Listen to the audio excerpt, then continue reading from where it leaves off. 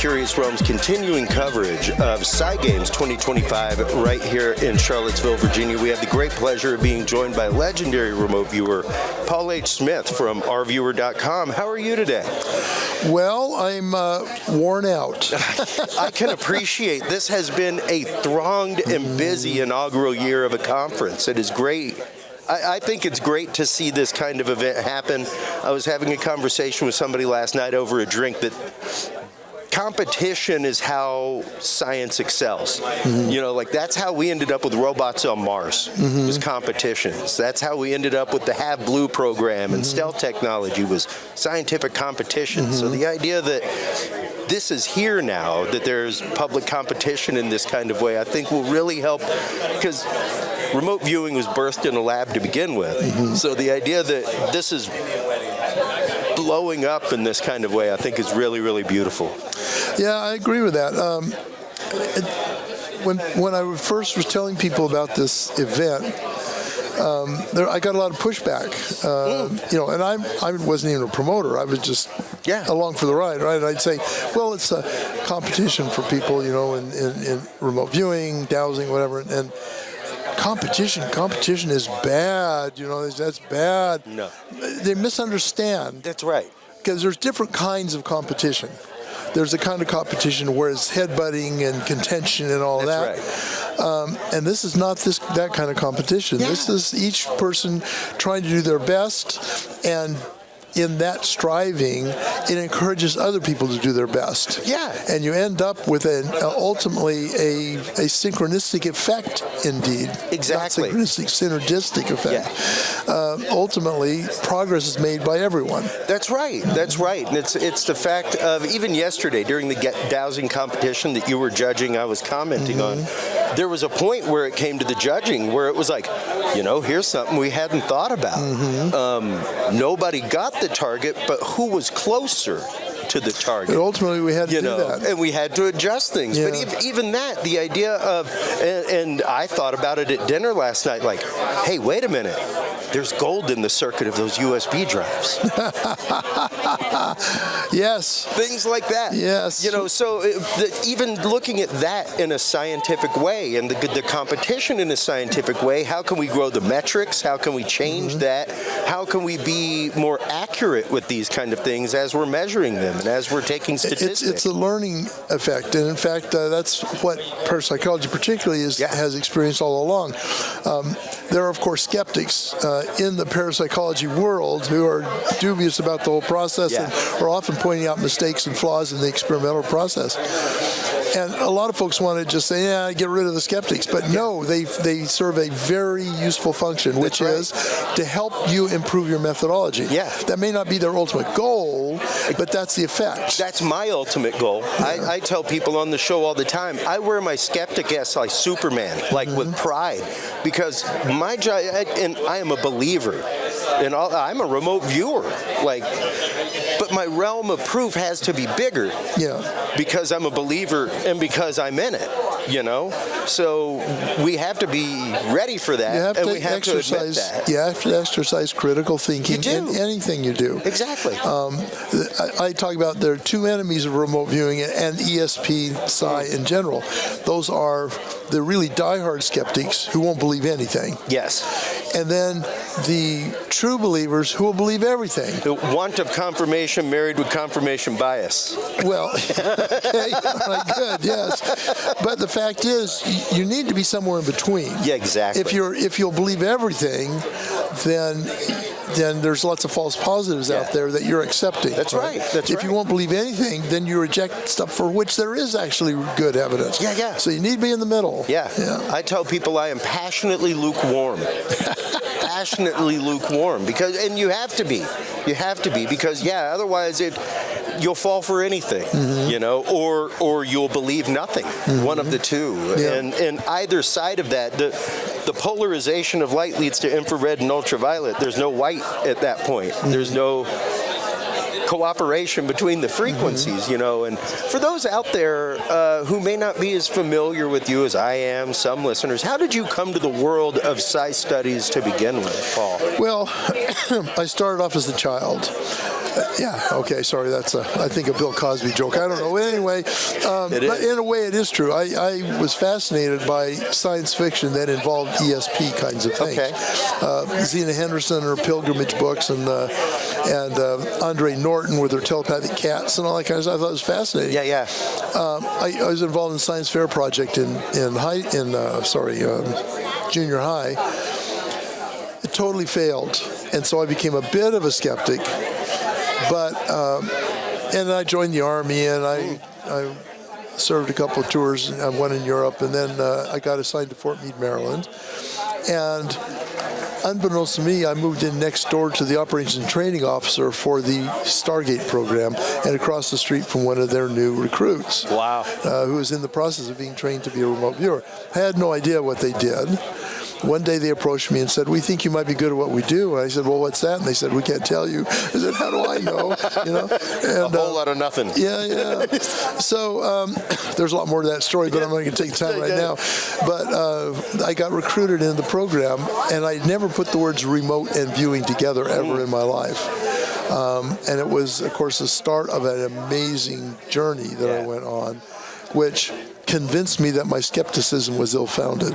Yeah. And that there really is something to all this, both from my own personal experience and observing well-controlled experiences of others. In other words, we're talking about, according to a protocol, double-blind, nothing known about the target, and yet they produced data that was incontrovertibly actual and true about it. So, and I, much like high school and college, Paul, I am a straight C student when it comes to remote viewing, all right? I would have guessed that.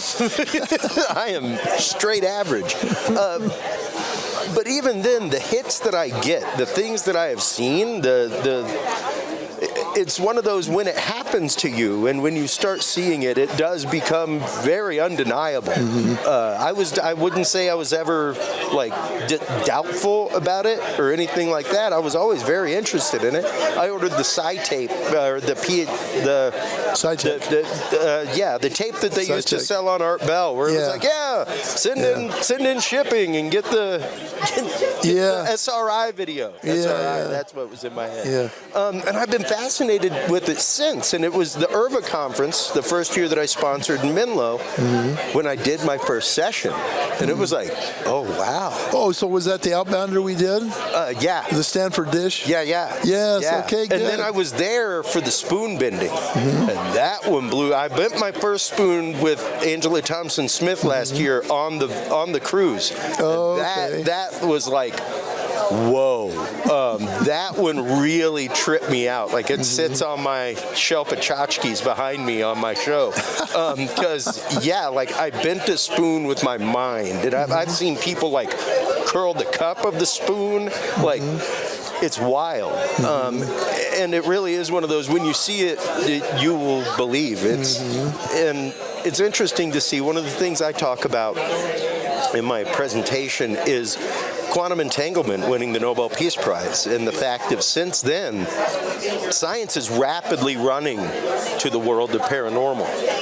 You know, and it's really interesting closer. to see Let's just say it's getting closer. Getting more comfortable with the topic, at least. You know, and it's really interesting to see that, and interesting to see the research that's going on with the quantum connection of all these paranormal topics, all these parapsychological, everything from ESP to possibly Bigfoot, possibly, other paranormal activity. It's really interesting. You mentioned this, and I have said several times during this get-together that something like PsiGames would have never worked 5 years ago. Nope. There's been a sea change in between, and I'll tell you, I think it's the UAP story. Because we now have just incredibly strong evidence that they're real. And that gave us permission to believe that some of this other stuff might be real as well. Right? A lot of people are angry about the change from UFO to UAP. I am a fan because it brought science in kicking and screaming. You have to eliminate anomaly from your data set. Well, they didn't though. Okay. No, but there is a reason for this. I don't know if you want me to go Please, forth on this. Ahead, okay, so I've got a PhD in philosophy. Absolutely. And there's this term in philosophy called theory laden. What that means is you have a term or a concept that seems innocent or seems neutral on the surface, but if you actually dig into it, you realize it's based on these preconceived ideas about what's going on. Absolutely. UFO is a very theory-laden term. Now, there's no debate about unidentified. That's pretty straightforward. But flying, well, we don't know if it's really flying. It's propagating through space in some way, but maybe not in the way we ever think of as flying, right? Sure. And then object, there's a reason to believe at least some of the things aren't objects in a sense that we really understand the term object. Yeah. And so the idea of UAP was to try and avoid that theory-ladenness. Yeah. I don't think the UAP term is perfect. I'm trying to think of a better term, but it was an unidentified aerial object. Then they realized, oh, there's more than just the air. These things are associated with more than the air. So unidentified anomalous phenomenon.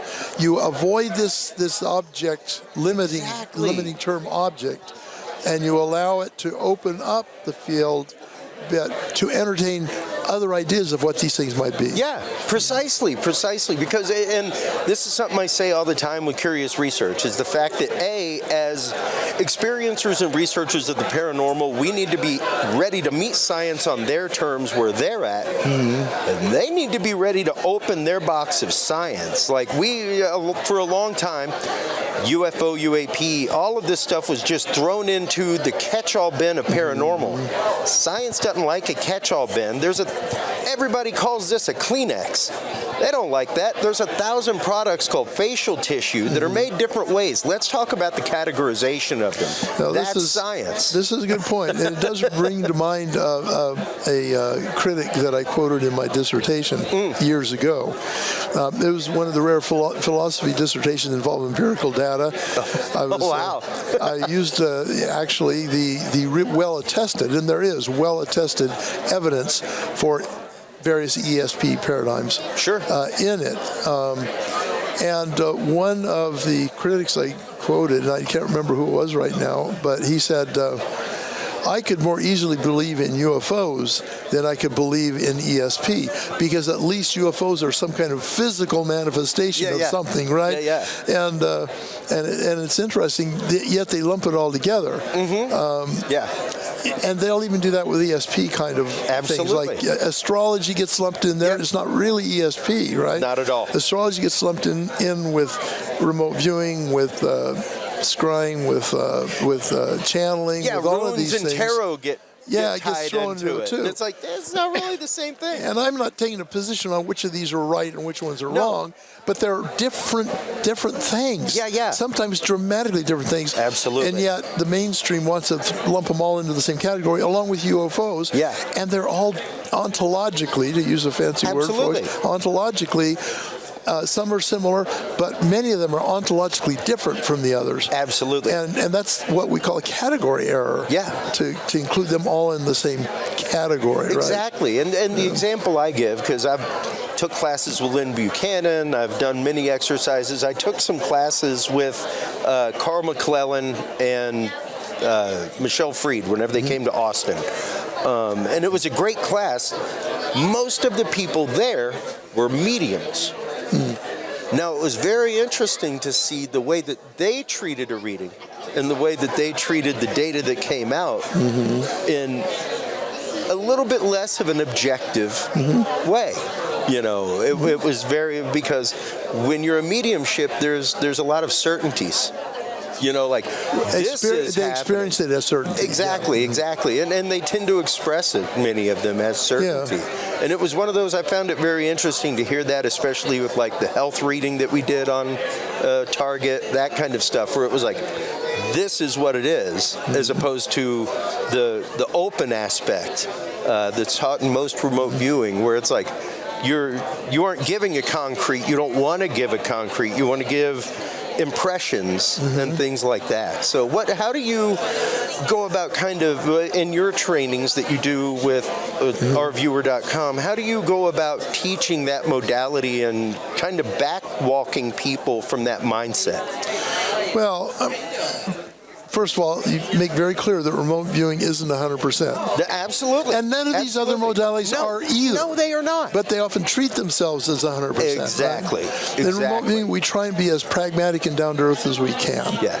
Recognize the shortcomings and the failings and the faults, while at the same time trying to maximize the strengths and the positive aspects of it. When people say, well, what do you teach when you teach remote viewing? I say, well, that's easy. It's easy to say. That is, I teach them three things. How to recognize the very subtle signal that's coming in. It is very subtle. Yeah. It takes some experience to recognize it. Yeah. How to recognize the mental noise. It's all the racket that's always going on in our minds. Our left brain's trying to guess what the target is, that kind of thing. That's all noise. Yeah. And what to do about it. Those three things, right? Or how to tell the difference in what to do about it. Yeah. And you develop some real humility in the process. When you start, you go for a target, you get some stuff right, and you get some stuff embarrassingly wrong. And if you do that over and over again, you get to the point where you start not to be so full of yourself. Yeah. Right? Yeah. And that's very helpful, because the more humble you are, the more likely you are to start having success. I tell people remote viewing is really a kind of a Zen practice. Yeah, the loss of ego. Yeah, in Zen, the idea is don't focus on the outcome, focus on the process. Yeah, focus on the now and what's happening. What you're doing, right? As soon as you start worrying about getting it right or getting it wrong, you're wrong. And that's where the ego's involved. You're wrong. You are almost certainly going to get it wrong. Yeah. And one of the things that I say all the time to people who are beginning is your misses are good. Your misses are great. Much like you miss a shot in basketball, it's not that you failed, it's that you now have a chance to learn how not to miss that shot again. We talk about failure a lot. Yeah. The failure is a better opportunity for learning than success is. Exactly. And that, once again, is that loss of ego in that kind of way. So when you're training people and when you're getting people ready to go out, once they're through training, they're ready to go out and meet clientele, they're ready to go out and do things. How do you prepare them for that part of the remote viewing world, being able to give a client a proper summary, that kind of stuff? So that's a piece of it that I don't really do a lot with. Okay. I'm not a job placement. No, sure. And frankly, there's not many jobs out there yet. We're a frontier field, pioneering field here. But a number of my students, which I do encourage and mentor as much as possible, are starting to set those kind of opportunities up for others. And so I have my full plate just teaching people how to do it. But I'm happy to see other folks out there that are, my folks, who are opening up the field more to give people a practical way to apply it. Yeah. And so, we're moving that direction. It's still, relatively speaking, a very young field. Yeah. I think so. Remote viewing first became public in late 95, early 1996. Yep. And that's not, between now and then, isn't a lot of time for it to develop maturity, especially the problems that it suffered during that time, which is people wanting to turn it into more than it is, people wanting to sensationalize it, people wanting to connect it up with other paranormal phenomena prematurely and probably inappropriately. All those things is, I think, to some degree, held back the progress of remote viewing. Absolutely. And that's one of the things I bring up in my presentation is actually the fact that the silver headlines. This is how people say they see Stargate and they see silver headlines. That's how most people know remote viewing. And it's like we or need to or the end of the world. Or the end of the world. Or like we viewed this Bigfoot attack.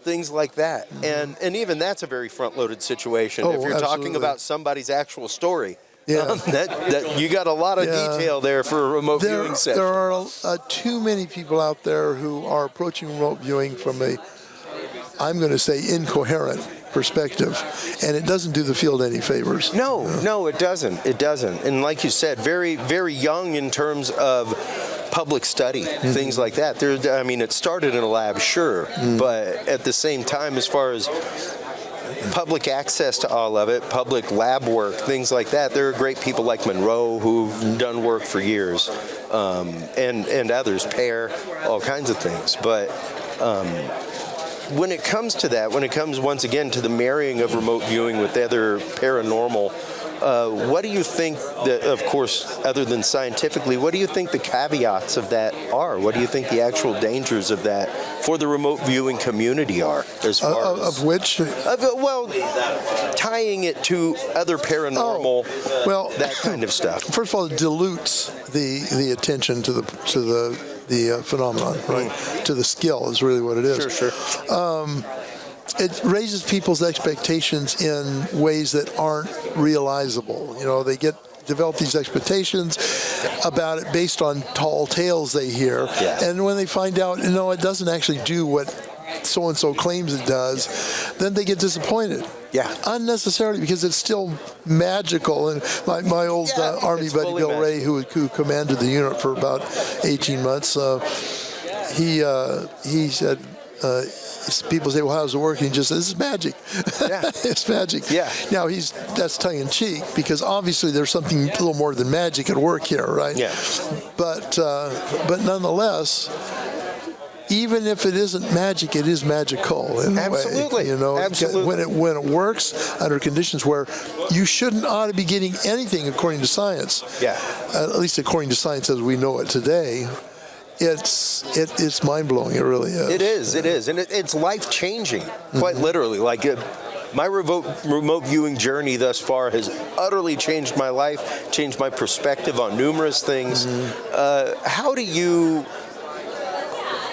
once somebody is interested, how do you onboard them into the process of learning, and how do you go about teaching the process of viewing to somebody?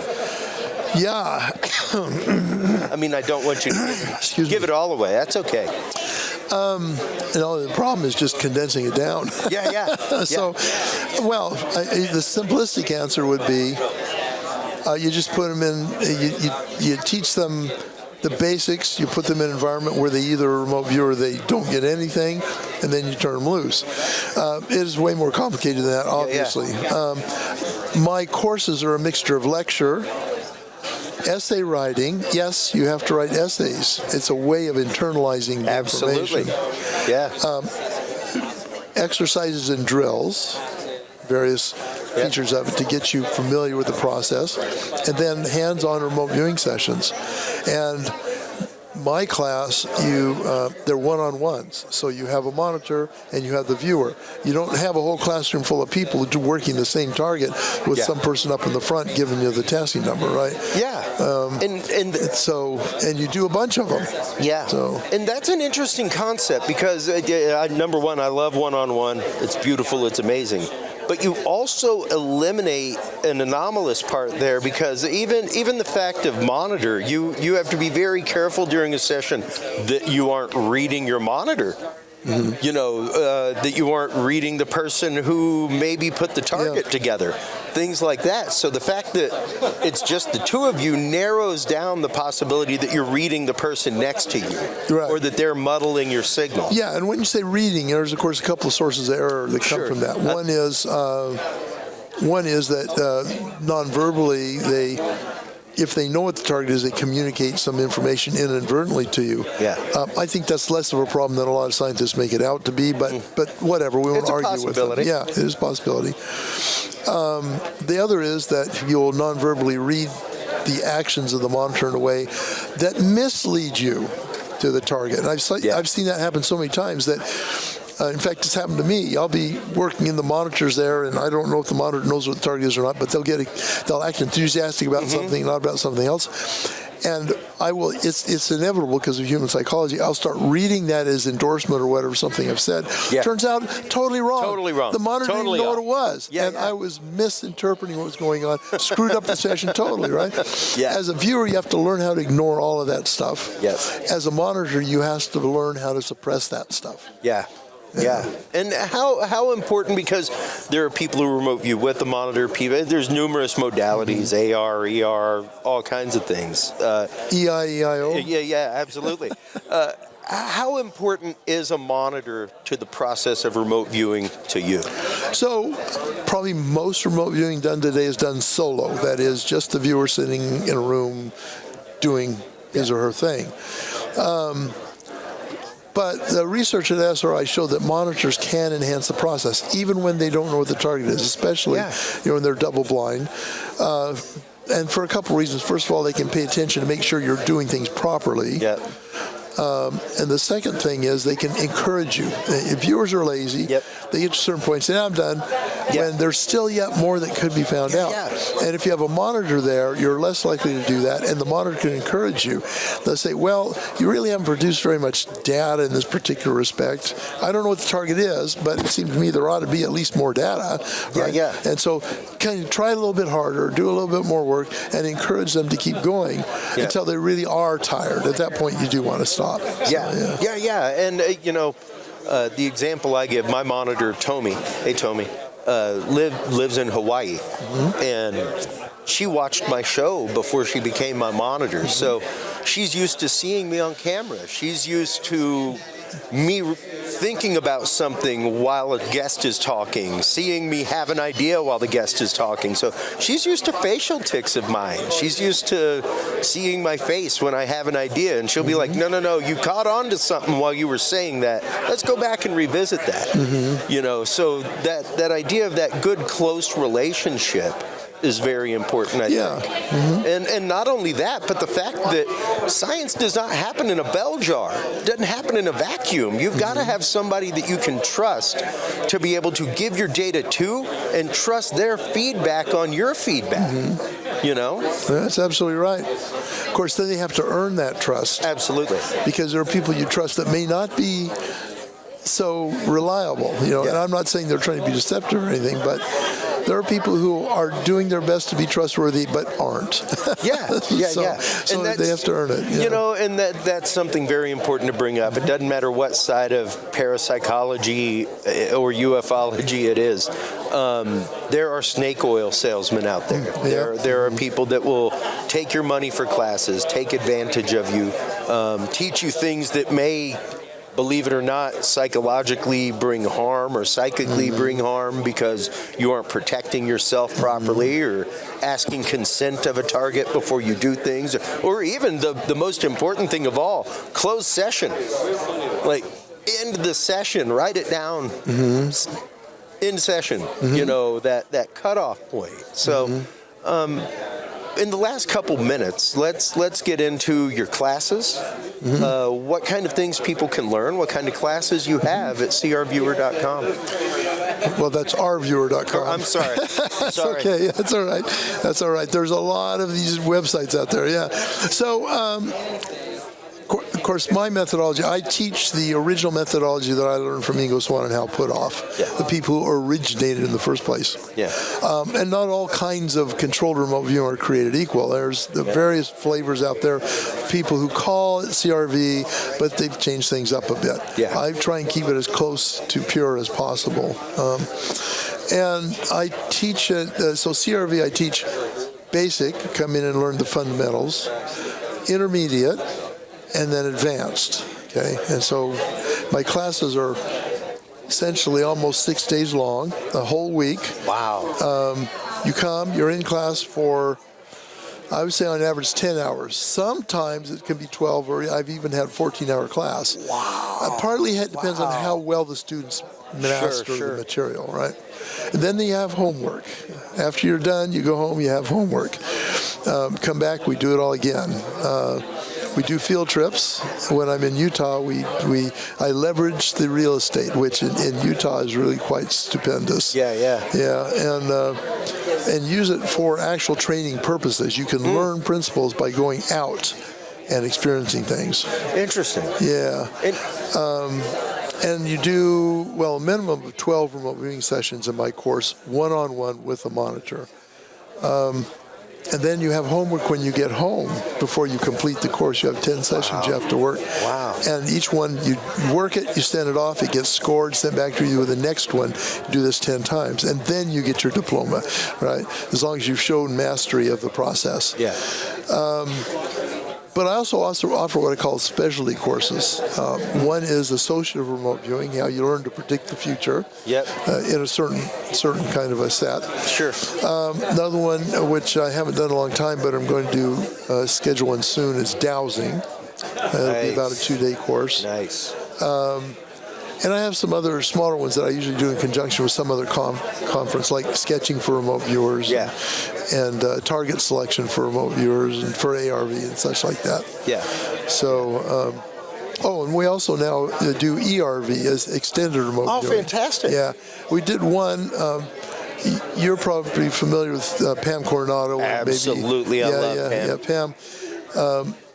I helped her out with an ERV class because she was working with Bill Ray, who's also an ERV guy. Okay. I mentioned Bill earlier. Yeah. And he had a heart attack. Oh, no. And so she didn't have anybody to help her with the class, so she kind of desperately called me up and said, help. Please, God. And I said, okay. I did. And it was a great experience. And I had played with the idea of doing an ERV course, and that was such a great experience, I decided to go ahead. I haven't talked with Pam, maybe in partnership with her, likely in partnership with her, but that's another thing we're going to offer. Absolutely, and I advise anybody who wants to get into this, study with as many instructors as you can, study as many modalities as you can. I give it the equivalent of a carpenter. A good carpenter has many different types of hammers, and they're all used for it. Like, you do not use a finishing hammer for framing, and you do not use a framing hammer for finishing. All these you can, but you'll be sorry. Yeah. The work's going to be real hard, or you're going to destroy it. One of the two. So there are different tools and different modalities for different results. And hey, folks, much like you may be a better outfielder than a catcher, you might be better at ARV than ERV. You might be better at CRV than ARV. You might be better at finding objects and colors than people and places. So that would be the dowsing class. In our last minute here, Paul, what is your advice to anybody that wants to consider learning remote viewing? What's the one thing you would tell them? Well, first thing is do your research. Go out and look and examine a lot of possibilities before you decide on one. Have an open mind, but not too open. Assess and evaluate claims that you hear. Don't actually believe anything until you have substance. You have a reason, more of a confirmation that it's worth believing. Yeah. And that even goes for me. I mean, I tell stories, I make claims and such. Sure. And I encourage people to check up. I try and document everything that there is documentation for. Yeah. And although it may not be obvious when you hear the story, talk to me. I'll tell you how you find out whether it's true or not, right? Yeah. There are a lot of folks out there who tell stories that don't have any foundation, and that's the reason you have to be careful. Yeah, right? So absolutely. I'd say that's probably the starting point for those two things. Do your research and don't believe everything you hear, but don't disbelieve everything you hear either. That's right. Right. Well, Paul, I want to thank you so much for your time on this very, very busy inaugural PsiGames. It's great to finally get you in the chair and be able to chat with you at one of these events. You're always so entirely thronged and busy with questions and students asking you things from class. So it's always awesome to see you operate and to talk to people and be so open with sharing this discipline. Well, I appreciate the opportunity. This is a topic I obviously love. So yeah, I'm happy to talk about it. You gave me the opportunity, so thank you. Absolutely. Before we go, let everybody out there know where they can go for classes, everything, Paul. Okay, well, the best one-stop shop would be my website, which is, with all the HTTPs, all that stuff, R Viewer, that's the letter R in the word viewer. Like the remote viewer without the emote, right? So rviewer.com. And from there, you can get pretty much anywhere you need to in my particular part of the universe. Fantastic. Well, thank you once again. I greatly thank you. appreciate You it. betcha. Absolutely. While you are online, everybody, checking out everything from Paul H. Smith and ourviewer.com, make sure to stop on by curiousrealm.com and curiousresearch.org. That is where you can not only find all of our episodes, but that's also where you can find all of our Knowledge Vault documents. That's where you can find our copy of the Field Observation and Encounter Log, as well as the all-new Remote Viewing Session Journal.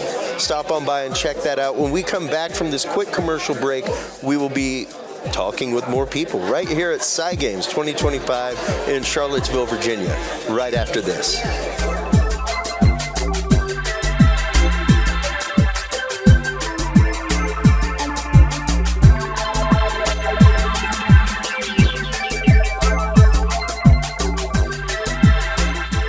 The key to good science is good research. At the heart of good research is a good data set.